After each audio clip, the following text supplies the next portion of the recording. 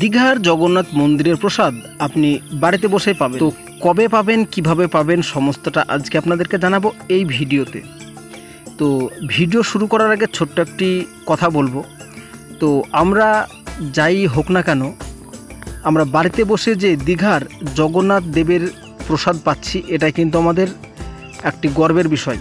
তো এই প্রসাদ পশ্চিমবঙ্গের সমস্ত ঘরে পৌঁছে যাবে জানিয়েছেন আমাদের রাজ্যের মুখ্যমন্ত্রী মমতা ব্যানার্জি। তো কীভাবে পাবেন সেটা তো আপনাদেরকে জানাবোই এই ভিডিওতে।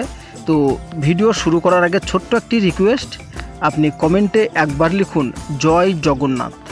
তো আজকের যে প্রতিবেদনটি করছি সেটা কিন্তু আমরা আজকে 15ই জুন রবিবার বর্তমান পত্রিকা থেকে আমরা আজকে এই প্রতিবেদনটি আপনাদের সামনে তুলে ধরব।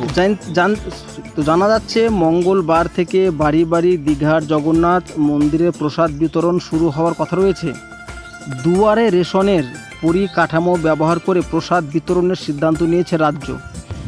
তার আগে জেলায় জেলায় প্রস্তুতির হাল খতিয়ে দেখলেন খাদ্য ও তথ্য সংস্কৃতি দপ্তরের অধিকর্তা এবং মন্ত্রী আমলারা।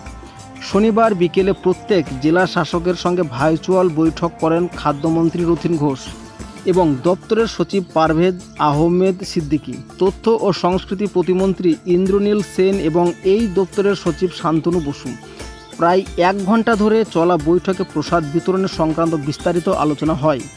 রাজ্যের প্রতিটি বাড়িতে প্রসাদ পাঠানো হবে।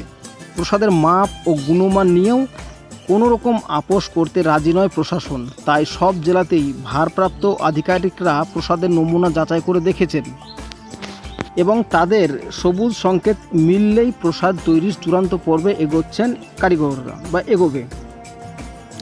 তো সূত্রের খবর, প্রতিটি বাড়িতে রাজ্যে প্রসাদ বাক্স দেওয়া হবে কিনা এদিন কয়েকজন জেলাশাসক তা জানতে চেয়েছিলেন। তাদের জানানো হয়েছে রাজ্যের প্রতিটি বাড়িতেই পৌঁছাবে প্রসাদের বাক্স। প্রথম পর্যায়ে বিতরণ কর্মসূচি শেষ হলে বোঝা যাবে কোন কোন বাড়িতে এখনও প্রসাদ পৌঁছয়নি। সেরকম বাড়িগুলোতে দ্বিতীয় পর্যায়ে উদ্যোগ নিয়ে পাঠানো হবে জগন্নাথ দেবের প্রসাদ। ইতিমধ্যেই দীঘার মন্দিরে শ্রী জগন্নাথ দেবের শ্রীচরণে খোয়াক্ষীর ঠেকিয়ে তা প্রসাদী করে পাঠিয়ে দেওয়া হবে বা হয়েছে জেলায় জেলায়। এই খোয়াক্ষীর মিশিয়ে তৈরি হবে প্যারা ও গজা। একটি জেলায় এই মিষ্টি তৈরির বরাত পেয়েছে 27 থেকে 30টি মিষ্টি প্রস্তুতকারক সংস্থা।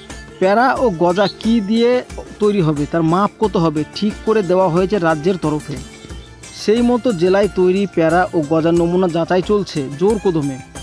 তো ইতিমধ্যে প্রসাদের বাক্স এবং মন্দিরে জগন্নাথ দেবের ছবি জেলায় জেলায় পৌঁছে গিয়েছে যারা প্রস্তুতকারক করছে প্রসাদ তাদের কাছে আর কি। যাই হোক, তো উল্টো রথের মধ্যে প্রসাদ বিতরণের কাজ শেষ করতে কোনো সমস্যা হবে না বলে জানিয়েছে প্রশাসনিক মহল।